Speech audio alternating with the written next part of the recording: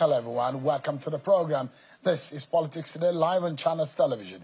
I'm Sean Wakimale here in Abuja.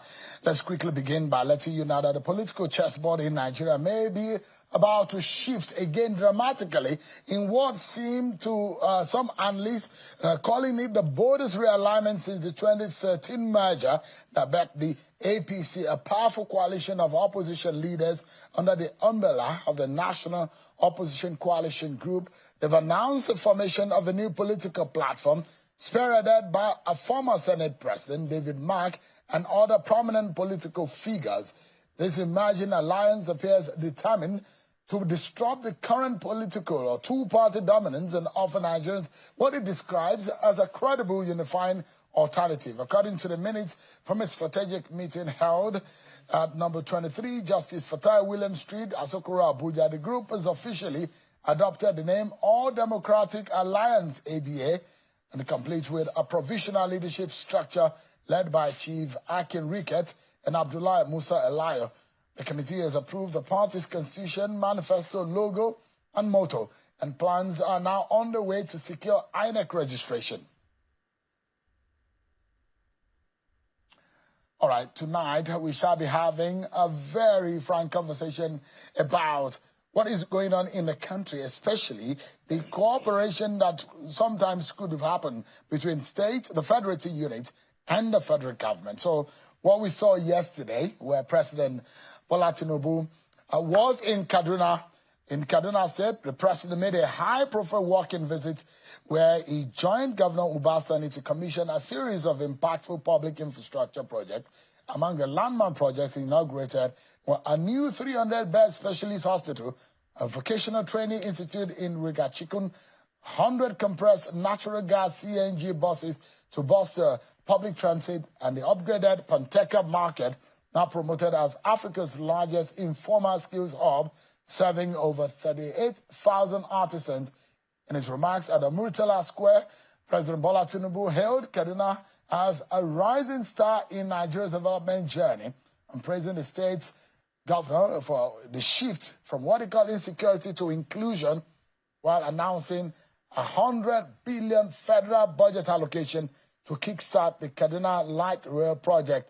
And the visit marked a significant display of synergy between the federal and state governments under the APC, with Governor Sani describing President Tinubu as a visionary leader whose support is being pivotal in accelerating Kaduna's progress.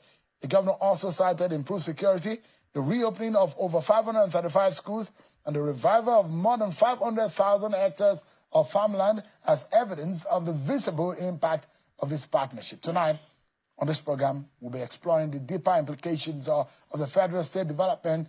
Can it transform Kaduna into a model of inclusive growth, and what political narratives are shaping this unfolding success story?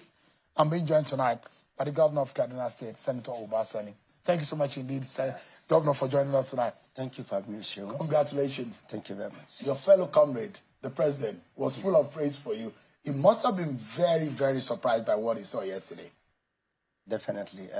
Shehu, let me start by saying that, of course, Mr. President and many other people that accompany him to Kaduna yesterday were actually surprised with the level of development, particularly when we arrived at our Institute of Vocational Training and Skills Development. The first one we commissioned in Igabi local government, and when we got in there, Mr. President realized that we have 3 of that institutions across the 3 senatorial zones of our state. And of course, each of those of these institutes actually extremely big. And of course, we have hostels that will accommodate hundreds of our youths. They're actually boarding institutions, and of course, we decided to build 3, one in a central zone. That was the one that was commissioned physically, and Mr. President also commissioned the remaining 2 virtually. All of them have been completed.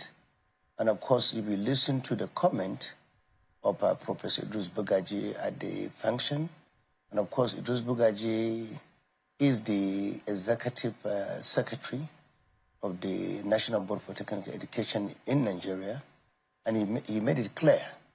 Of course, you know his responsibility. NBTE oversight all the polytechnics and some colleges of technology in Nigeria. They are all under National Board for Technical Education, and he made it clear at the function that if you look at what he saw there, the equipments in our institutes are bigger, are more than any polytechnic or university of technology in Nigeria. That is the level we are in Kaduna. And he made it clear that we're leading in the whole of Nigeria in skill-based education in the whole of Nigeria. And for me, Sean, when I came in, I made it clear to everyone in Kaduna that we have to address the problem of unemployment. Our youth are literally in the street of Kaduna. If you look at most of the problem we're having is simply because most of our youths are unemployed. And that has really increased the level of insecurity in our own state. And of course, we realize that the only way we can address most of this problem is to quickly address the problem of insecurity, particularly as it affects our youths. And today, I'm happy to say that these 3 institutes will, from this very coming month, will admit at least 36,000 youths. That's across the 3 institutes. Yeah. Each of them will at least admit 12,000.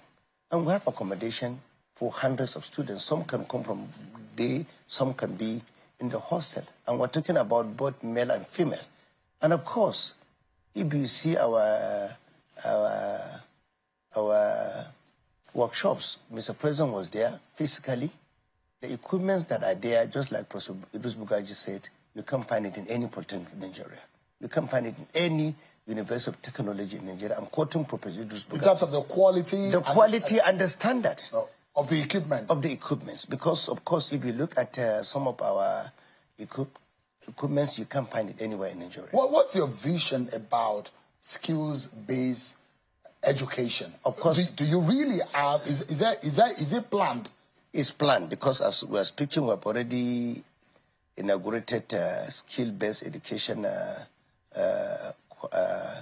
board, which I'm chairing personally, because I believe it's the way to go if we want to address the issue of unemployment in our state. Let me tell you one thing. If you look at many countries around the world, they are even exporting skills. And let me give you 2 examples. Yeah. The AKK pipeline that is passing Kaduna to Kano. Look at the deficit. We did our analysis, even welding alone. In that project alone, we had about 7,000 deficit in welders alone. Go to Dangote refinery today, most of the artisans, unfortunately, you can't blame Aliko Dangote because some of them are even, they are importing them, bringing them to the country from countries like India and many other countries, Bangladesh and many other countries around the world. It's simply because we have deficit in skills. And many of our youths have graduated, they have degrees, but they cannot get employment as we're speaking. And the only way we can be able to address the problem is for them, we have to focus on skill-based education. That is the only way we can address the problem. Is that something that you see that you want Kaduna to be? So already, let me tell you, Shewan, the NBTE executive have made it clear yesterday that we are leading Nigeria. And I can tell you, give us the next 2 years, you will hardly see any youth literally in the state of Kaduna doing nothing. That is our aim. 36,000. 36,000 will be getting admission. Getting admission in. Is there some kind of sponsorship? Is there some kind of scholarship? Of course, Kaduna. That you're given. Kaduna State government will be able to fund these efforts. Of the 36,000. Of course. Let me tell you. You see, what is government for? That is the reason why we address the issue of insecurity in our state. When I came as a governor, the first thing I did was reducing the tuition fees of all the tertiary institutions in Kaduna. And what does that mean? Today, the enrollment in our Kaduna State University, Federal College, the College of Education in Kapanchan, and Nubamali University, Polytechnic in Zaria, you can see it. When I came, most of our students cannot even enroll themselves into our own state institutions of higher learning, tertiary institutions, because of the exorbitant fees that has to do with their own tuition fees. What did I do? I reduced it by 50%. Because for us, education in Kaduna is one of the most important agenda of our government, because we believe is the greatest leveler. We have to ensure that everyone is given opportunity in our own state. And let me tell you, when Mr. President was talking about addressing the problem of insecurity in our state, these are some of the things we've done to address the issue of insecurity. You see, this insecurity issue, you don't need a rocket science to address it. The one we are facing, we sat down and analyzed the situation. Most of it is more of an economic issue. That is the issue. When you look at the Northwest, people are mistaking the issue of insecurity. I saw you, was it a few days ago, conducting an interview with someone, looking at the issue of insecurity in the Middle Belt, in the Northwest, and in the Northeast. I can tell you, the one in the Northeast at the beginning was largely an issue of ideology. The one in the Northwest and the North Central is largely an economic issue. And the only way you can be able to address that is to look at the situation. When you were talking about non-kinetic approach to addressing this issue, is about good governance. Let me ask you specifically. Well, and we've had conversations about insecurity in Kaduna State. Yes. 2023, 2.7% was the unemployment rate. And you say most of the situation is economic in terms of insecurity. But there's something that the president said about you and insecurity. He said from Binigwari into Kaduna City, that you can drive at midnight. Some people might not believe it because those who have heard the story of what used to happen in Kaduna State will say maybe the president is not exactly very sure of the picture of things. But what did you do differently? Were you one of those who think, because your predecessor says, let us go and clear them all in the bush? But it does look like you are not taking that approach. What approach are you using? Shaun, the first thing we look at is that we have to look at the drivers and symptoms of insecurity first. You don't just get involved without looking at the drivers. What are the drivers?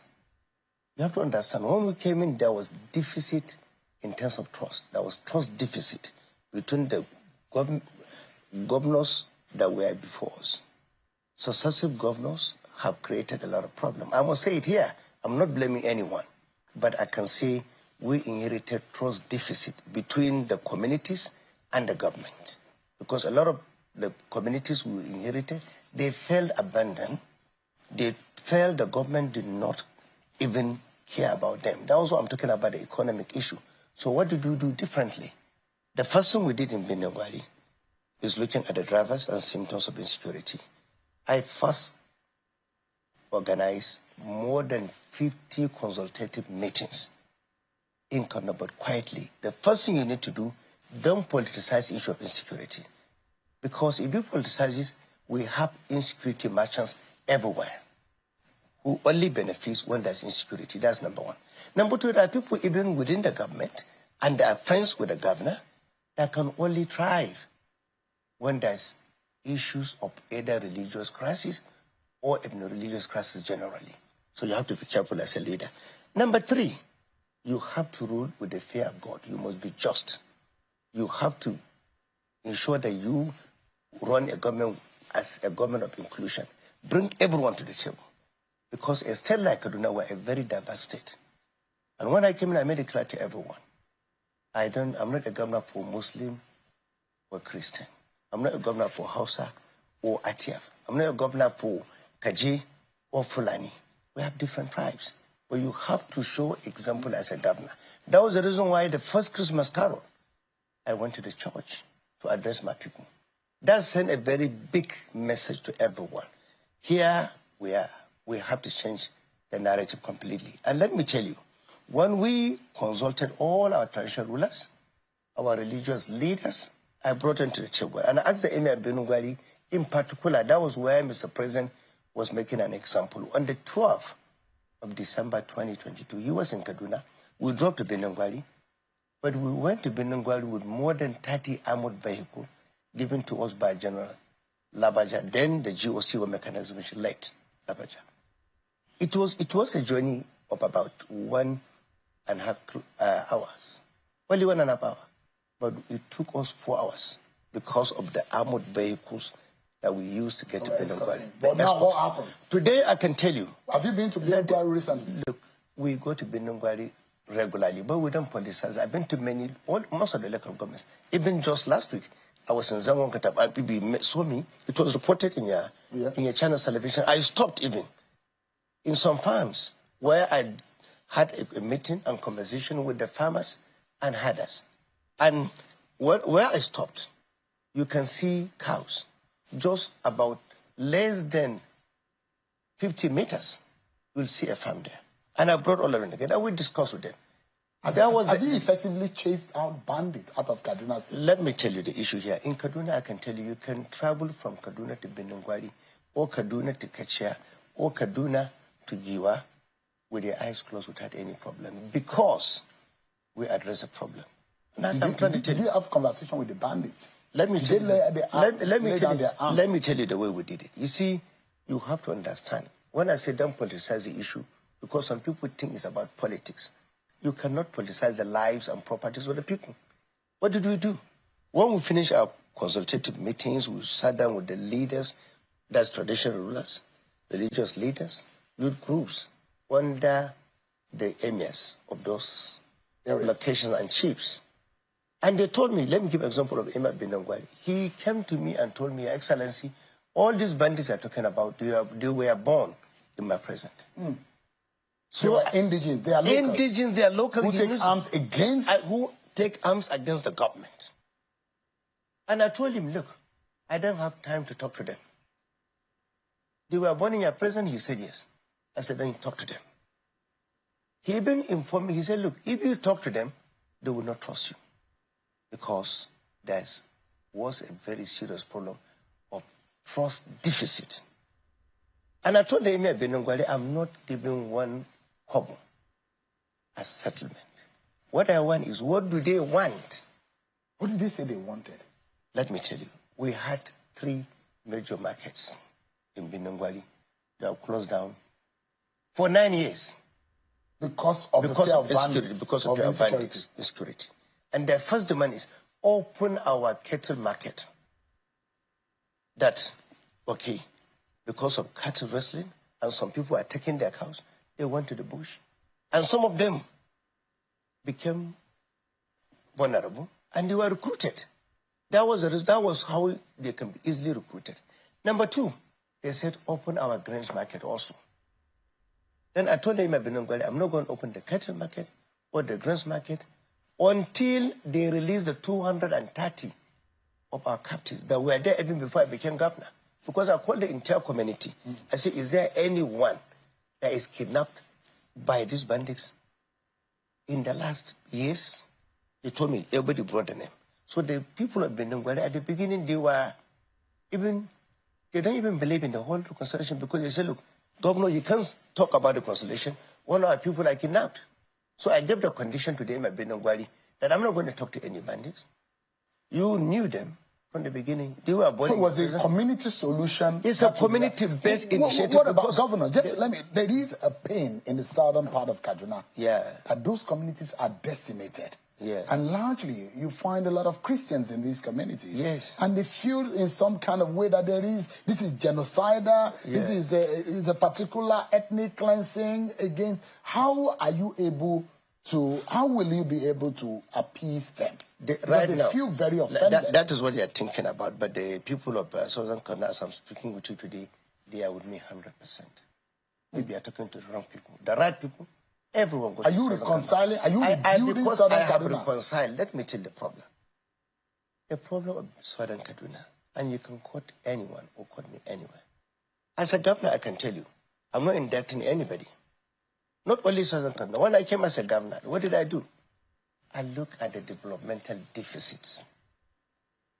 Because, yes, I was elected as a governor, but the Southern Kaduna, as you know, elected PDP mostly, not my party. But I called a town hall meeting, and I told everyone that this government is not about APC, PDP or Labour Party. Because we took an oath to be fair to everyone, irrespective of party affiliation or any affiliation. And it's not about, and I told them, and they all agree. And I look at the developmental deficit, particularly in terms of infrastructure. Today, as I'm talking to you, we embarked on about 79 new projects, totaling 780 kilometers. What have I done that is different? Sat down with the communities, and I told them, despite the fact that I am from Kaduna North, that's the central zone, but you will agree with me, most of the infrastructure done in the last 8 years or 10 years are mostly concentrated in that very zone. And I call everyone and I say, look, we have to address the deficit. So go to Southern Kaduna today. We are building some of the biggest infrastructure, just as I'm also doing in some part of northern part of Kaduna. They were completely having issues of infrastructure. If you are aware, or you have knowledge of places like Sanga local government, Jaba local government, Zangon Katab local government, Jama local government, you will agree with me. When I came in, 13 local governments in Kaduna did not have 1-2 kilometer road completed in the last 10 years. But how many kilometers have you constructed in the last 2 years? In the last 2 years, right now, we embarked on, as we are speaking, 780 kilometers. But we have, as we are speaking, even yesterday, Mr. President, part of his, the project he was to commission, we had 24-kilometer dual carriageway in Tapanchan town. We have 22 kilometer, which is also a Sparks Road from Pambegua to Kauri. These are things I'm telling you. Then we have the Tidimbiri, which had that unfortunate incident. We have built them road from the airport to Tidimbiri. As we are speaking, we have completed about 160 kilometers. How much have you borrowed? Myself? Since you got into office? I haven't borrowed a penny. You've not borrowed? Why should I borrow a penny? Interesting. But there is something that the president mentioned, and a lot of people have put a political inflection to it. Although the speaker was saying that he's confident about votes for the APC in Kaduna State. But those who will think that your party might be in trouble in Kaduna, see what is happening today. The All Democratic Alliance, a new political party. And you know your predecessor has been a very strong opposition of this government. That those who think that your party might be in trouble in Kaduna. Let me tell you, APC is stronger now than 2023. When I came in as a governor, recall, I was the only person that won the election. We lost all the 3 senatorial. House of Reps, we lost 11 House of Reps. But today, 4 members of the House of Reps have decamped from PDP and Labour back to APC. You know why? It's not about political maneuvering, no. It's because we are running an inclusive government. That is why the member representing Zangon Katab and Java local government have decamped to APC now. The member representing our local government, which is in Southern Kaduna, also have decamped to APC. The member representing Igabilogum, the biggest local government in the central zone, have also decamped to APC.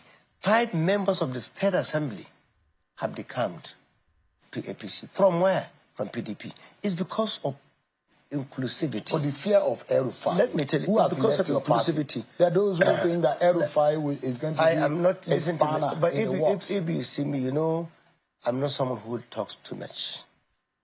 I only act. You better know me and listen to me. You know my antecedent? I came from civil rights movement. I only do what is right. I don't talk. So as far as I'm concerned, I'm not here to talk about any individual. I'm here to talk about Kaduna State. When I came in, I made it clear to everyone. I will be focused. I won't be distracted. And today, because of the fact that we are focused, we're only doing the work, we're taking development to everywhere. Let me not forget, when I came in, 533 schools were shut down because of insecurity. Today, we have all opened those 532 I hope schools. that you will fix some of them, because there are a lot of dilapidated classrooms. As I'm speaking with you, we have renovated 727 schools. And we built, classrooms. We have built 62 new secondary schools. And we have also gone to level primary school. In the last 8 months? In the last 24 months. Not only that, Shaun, let me tell you. We have also remodeled, equipped 16 secondary healthcare hospitals within the state. And you didn't borrow money. You've not borrowed. Let me tell you this thing. Look, I have to seize this opportunity to thank Mr. President. Shaun, let me tell you, President Bola Ahmed Tinubu have supported Kaduna State tremendously. I'm here to say it openly. Because when I became the governor, I went to him straight. And I looked at him in the face. I said, Mr. President, it's probably only you and I that have participated in the struggle for the interim of democracy in Nigeria. Today, they were in this government. You're sitting as a president. I'm sitting as a governor of Kaduna State. And you have to support me. But I didn't go there I went there with my papers. And I said, Mr. President, Kaduna State, every month, we are getting the fact from the source. The federal government, because of our debt, the debt management office is deducting 4.7 billion. You can go to debt management office today. Sometimes, if we are lucky, it's 4.3 billion. No state in Nigeria have this kind of reduction like Kaduna State, except Lagos. But you know Lagos, their IGR is really massive. Now, I told Mr. President, this is our situation. And at that time, the fuel subsidy increment did not reflect at the first 2 months in our FAC allocation. What was the implication? Kaduna State will only get 7 billion, and when you minus 4.7 billion, and our salary is 6.2 billion every month. So you were in trouble financially? Then we cannot even pay salary. And of course, I went to the president with facts. And let me tell you, then Mr. President asked me, can I explain? And what did I tell him? So, this deduction only started June 2023. So the loan taken, moratorium ended the month I was coming. So you ran into trouble waters as soon as you got into... That was the decision. So my only question, and I not only, before I met the president, I ran to the World Bank office. And I told them, can I restructure this loan? Have they restructured it for you? They said no. They didn't extend your moratorium? They didn't, because they said Kaduna State government had opportunity to restructure this loan in 2021. We didn't do it. So here we are in 2023, and the deduction only starts in June 2023. That's the first month I came as a governor. And that was why I had this problem. So for me, I don't like talking. I was focusing on my job. And like I said, sitting here as a governor, I visited all the former governors of Kaduna State. I went to Makarpi, I went to Namadi Sambu, I went to Ramalanyaro.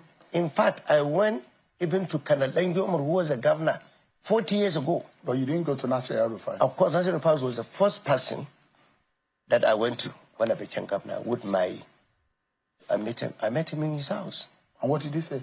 No, that is a little bit public. I won't tell you. But I went to his house. to consult with him. So I won't tell you what each and every one of them told me. I went to Makarpi.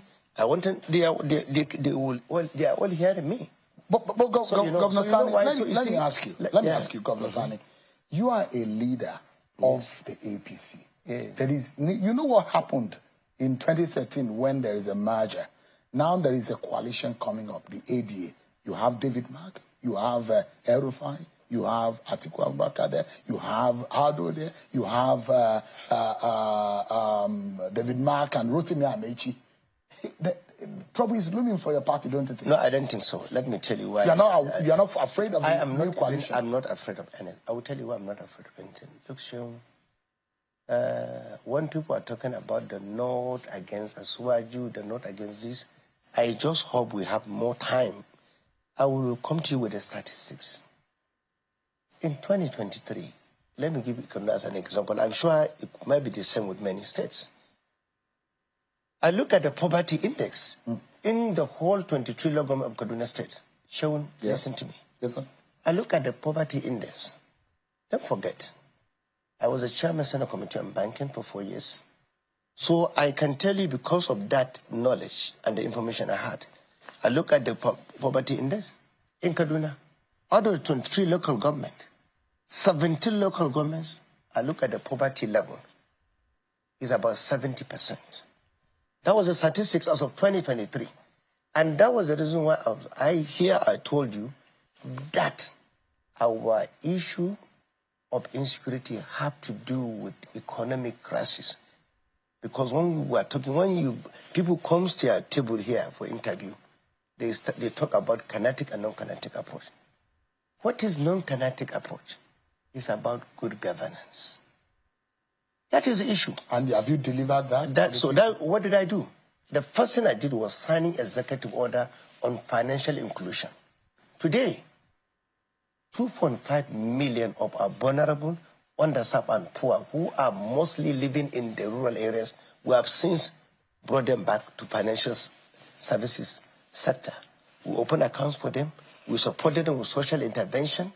Now they can save, they can borrow, they can promote their businesses. That is the way to address issue of financial exclusion. But does it take away the fact that Jonathan was doing all he could in 2015, but your party came and swept the PDP I can tell you. And the fear is that they've warned. In fact, Nasir El-Rufai was the one who said they will send the president to retirement in Lagos in 2027. Does that worry you? Let me tell you, let me be very frank with you. I don't think, the reason why I don't believe there's any threat, I can tell you today, but go and write it down. And remember this day. As well as you have no any threat, and I will tell you why. Because you see, I told you, I spent most of my life as a civil rights activist. We fought for them in terms of democracy in Nigeria, for good governance. Most of the people speaking today, where were they when we were in the trenches, fighting for democracy, for justice, for good governance, for rule of law? He didn't know anything about it. So there's no threat. So let me tell you why there's no threat. There's a way to fight. Remember when we fought for the internal of democracy in Nigeria, then let me tell you why. You asked me a question, but I have to explain to you. Just be patient. When we did that fight under our leader, Chief Gani Fami of blessed memory, you know what happened? We are not fighting because we want power. We are fighting because we want democracy and good governance in Nigeria. That was the reason why when Abdulsalam Abubakar started his transition, remember, and he insisted that he would register only 3 political parties, the Alliance for Democracy, the APP, and the PDP. We went with our team. And our leader, then Chief Gani Fami, told us, we are not going to participate in that election. And we look at him, we said, why? He said, because the battle is not over. We have to fight for the expansion of political space in Nigeria. And that was the reason why some of us, including my humble self, took INEC to court. So when people are talking about denial of registration or whatever, I was surprised. Where were they? In 1999, we took INEC to court. My humble self, Gani Fami, and NCP led it with Balara Musa of PRP, as well as MDJ under the former IG of police, MD Yusuf. We won this case, the case at the level of Supreme Court for the expansion of political space. That is the reason why some people that have no knowledge of what happened. That's the reason why today you can have Labour Party, all those parties. Some people fought for that battle. We fought for the battle. Why did we win the battle? Because it's not about grabbing power. It's about entrenching democracy in Nigeria and good governance. So Nigerians are very clever. They're very smart. They have been following the trajectory of political events in Nigeria. When you tell them, I can change things, they will look at you and say, what did you do 5 years ago? What did you do 6 years ago? Why are you not in power? Why are we still in this problem? Poverty did not start in Nigeria 2023. I'm speaking here now as a northerner, not even as a governor. So let me give you the example of the north. As of 2014, there was nothing called insurgency or banditry in Benungwari, Giwa, and many other parts of Zamfara. It started mostly around 2015-16. All we had was Boko Haram before, 2014, in the Northeast. But we sat down. We did not look at the developmental indices. We didn't look at the level of poverty increasing in the North.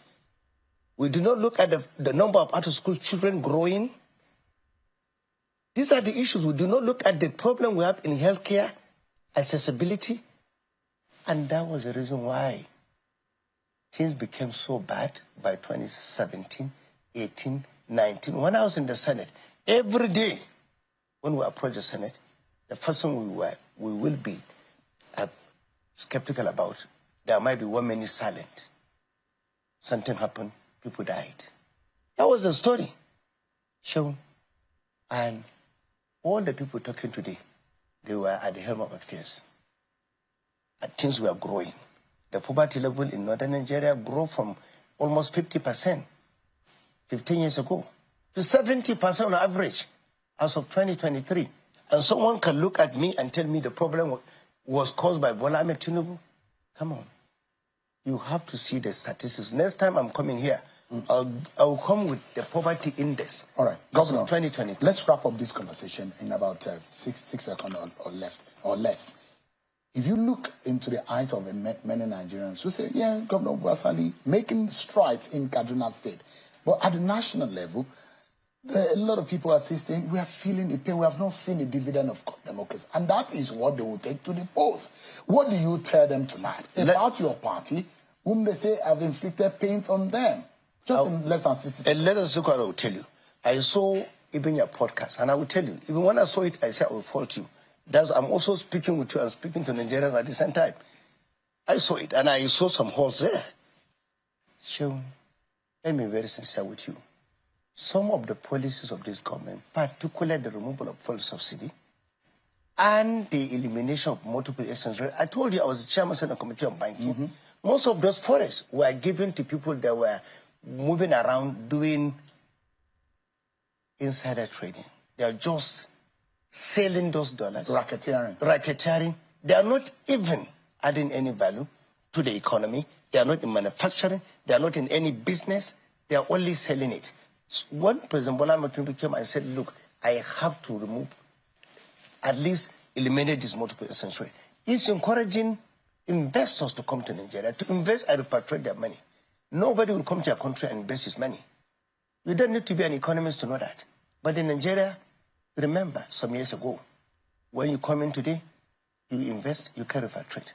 People that get the forest are not into business. They only go and sell it in the black market.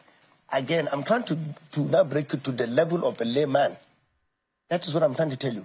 Mr. President, elimination of multiple essential is one of the biggest effort he made in addressing corruption in Nigeria. Then the biggest area where big men are stealing a lot of money is in the fuel subsidy. Until the removal of fuel subsidy, I want to challenge anyone in Nigeria to tell me, do you know the amount, how many liters of petrol were actually subsidizing? You don't even know. So it's just a racket and a cartel by clique of Nigeria. And today, it's the same clique fighting this government because the removal of fuel subsidy is the issue.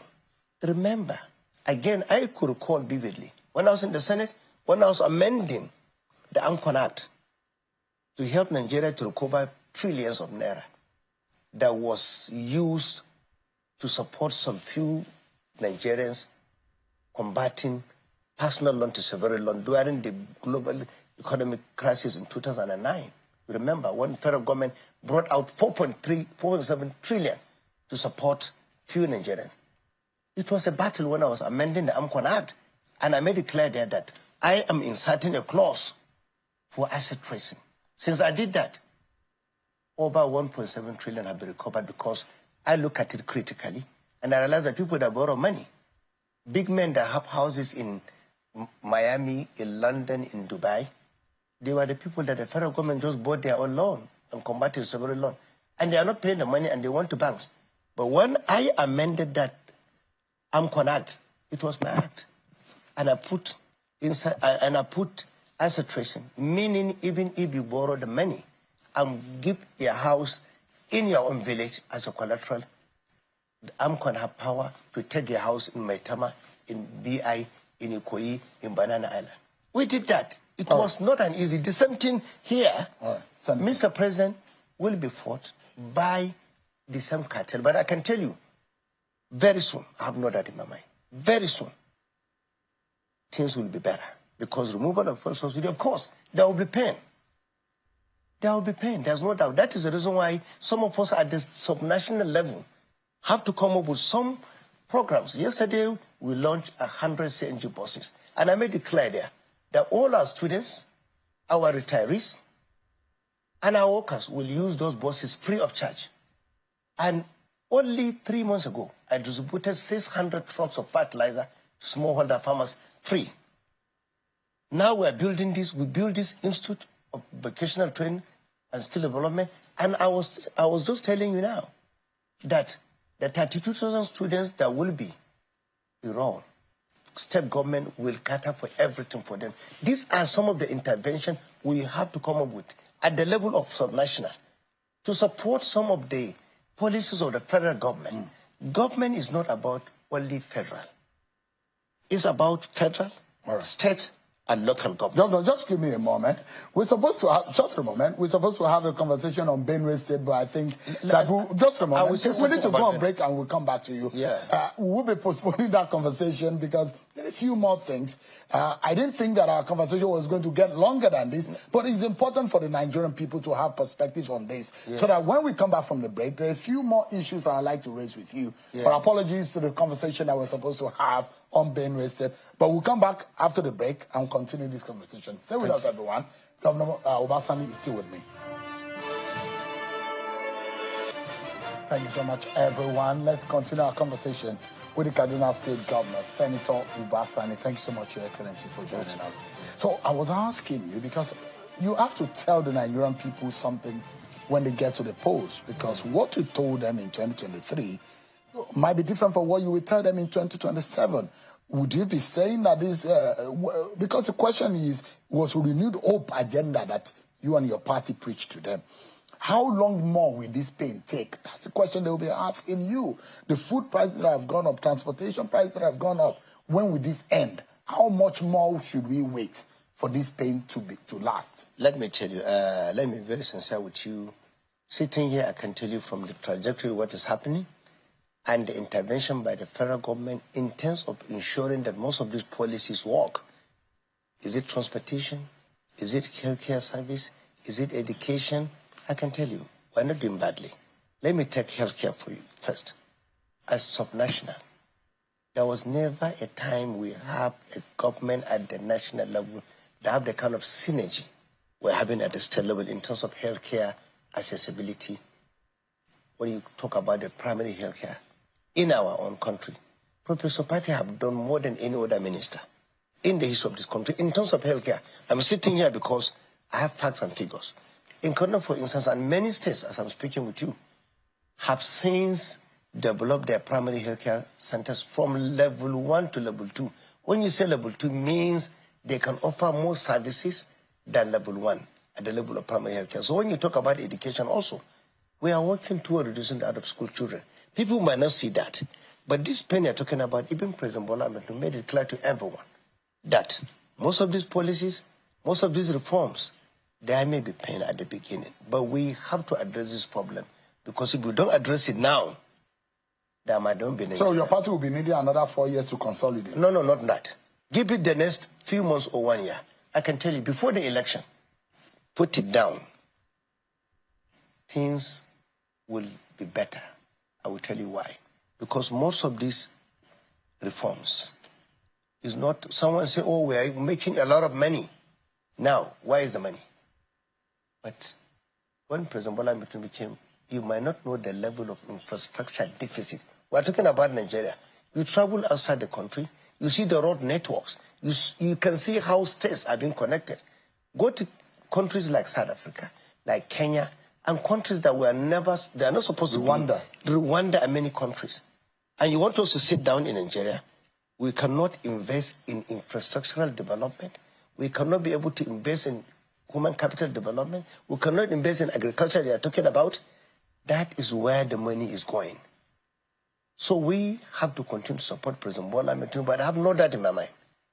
Before the election, most of these issues we're talking about will be addressed. And things will be better. And let me tell you this thing. You see, the opposition you're talking about, because some of them are just latter-day activists. They are not, you know, when I say latter-day activists, I mean they were never involved in the struggle in the past. They do not know how to fight a government. If you know how to fight a government, you cannot start the battle so early. What do you need to do?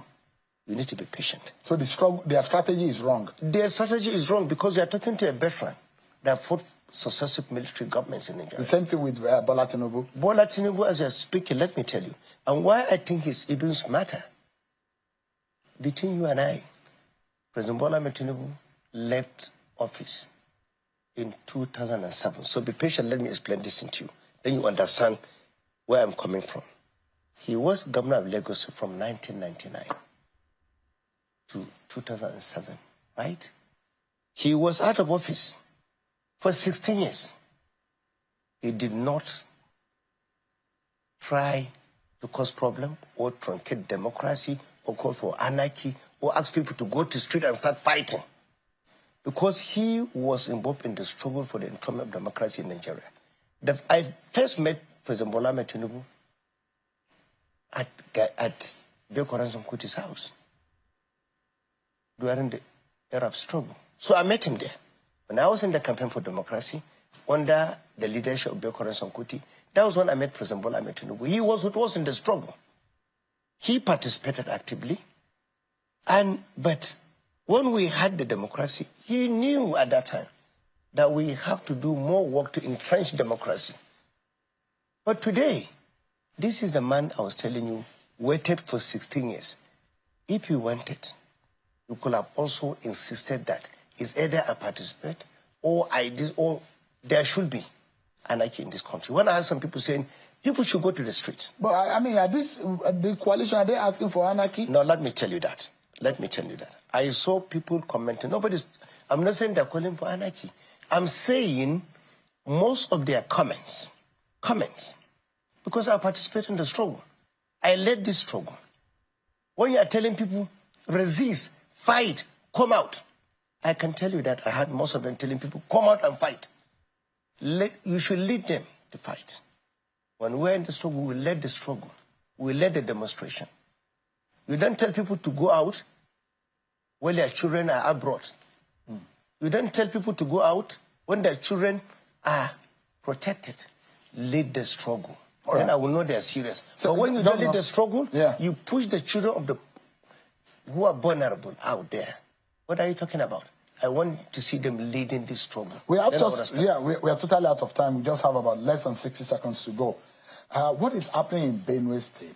You are dealing with your kind of insecurity, and you have your success story.